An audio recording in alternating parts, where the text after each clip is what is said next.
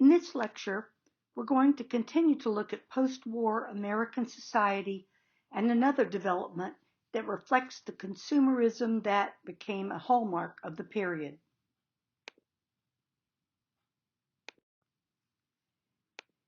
In the last lecture, we saw how the expanding transportation network of roads and railways allowed people to work in major cities while living outside of them.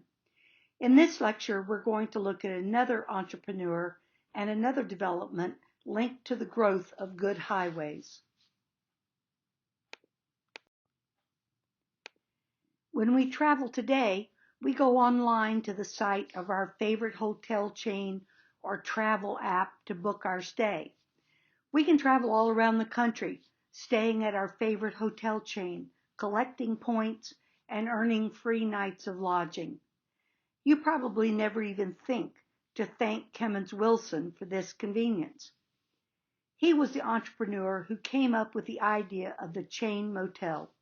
Actually, you probably never even heard of Kemmons Wilson, but he built the first chain motel system in the world, Holiday Inn.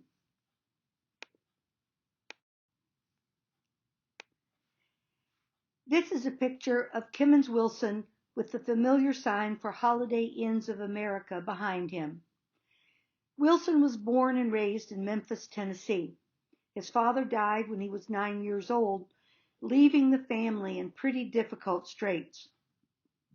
In order to help his mother, Wilson began selling magazines door to door after school and on Saturdays.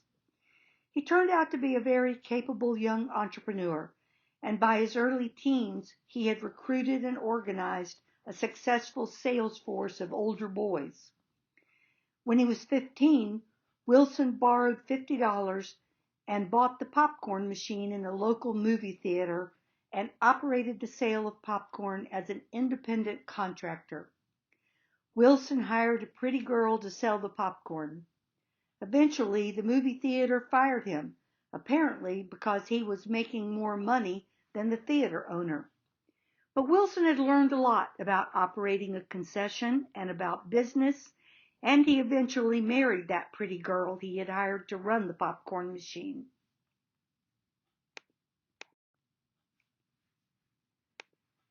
Wilson dropped out of high school and invested in pinball machines and jukeboxes, which he placed in local pool halls, restaurants, and bars.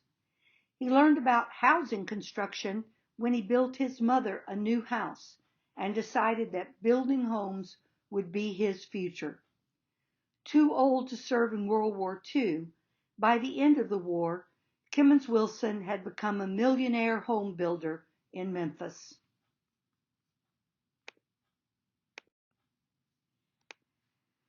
After World War II, the nation invested heavily in modernizing transportation, including highways. This fact, combined with the expanding middle class that owned new, more reliable cars and had paid vacation days as part of their employment packages, meant that many more American families were taking to the roads than ever before. Among the families traveling the roads in their new cars was the Wilson family.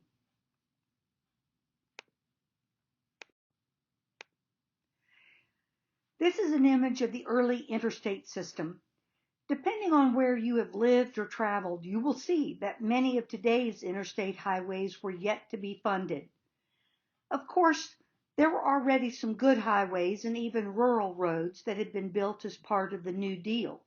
So there were already some dependable highways for travel, especially on the east and west coasts, even before the interstate system came into play. And our story begins in 1951, 5 years before the Interstate Act was passed.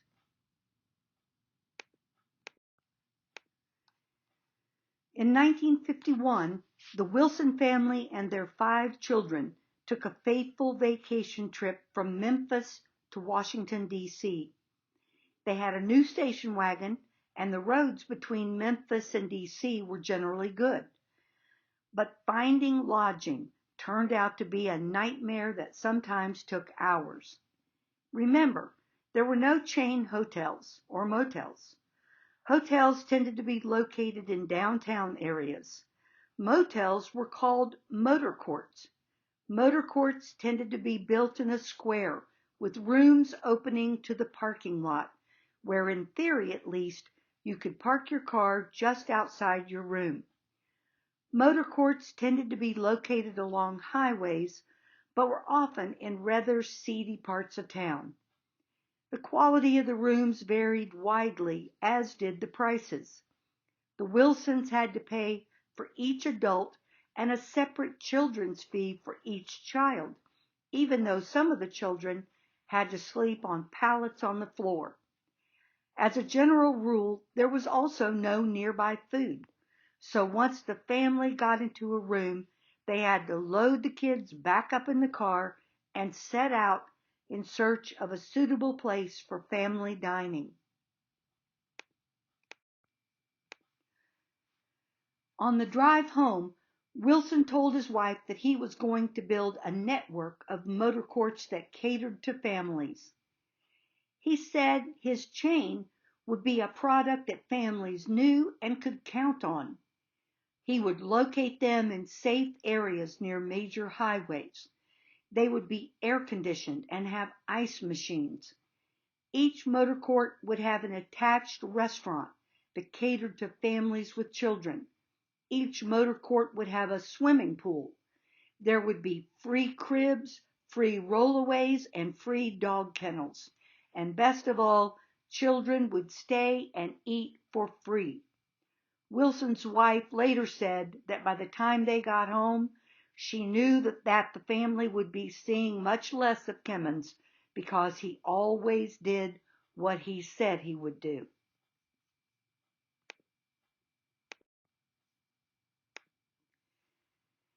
But what should he name this chain of motor courts? A friend suggested Holiday Inn, the name of the well-known 1940s Bing Crosby movie that had made the song White Christmas famous. The film was set in a remote inn in Vermont, but Wilson liked the warmth and familiarity that the name carried, so Holiday Inns of America it would be. The first Holiday Inn opened in Memphis a year later in 1952. The picture here is of the 5 Wilson children cutting the ribbon to open the motor court. The cost for an adult couple was $6 per night. As promised, children stayed and ate for free. And there was air conditioning, ice machines, free cribs, rollaways, and dog kennels, and a swimming pool. By 1959, there were 100 Holiday Inns in operation. By 1975, that number had risen to 1,700. In this image of the first Holiday Inn, you can see the iconic Holiday Inn sign located next to the room area. You can also see the Stewart restaurant, where children ate for free. This may have been the only free lunch, dinner, and breakfast in America, and these were hot meals, cooked to order and served.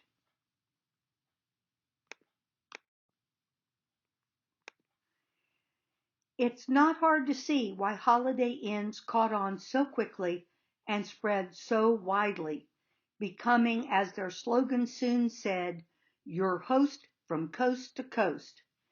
Kemmons Wilson was an American entrepreneurial success story. He was in the right place at the right time with the right idea and the right set of skills. He created a product that a growing body of consumers wanted to buy. Did this add to American conformity? Yes, it did. Was that a bad thing? Kemmons Wilson certainly didn't think so. He gave the American public what it wanted, good quality at an affordable price. As he was fond of saying, the best surprise is no surprise.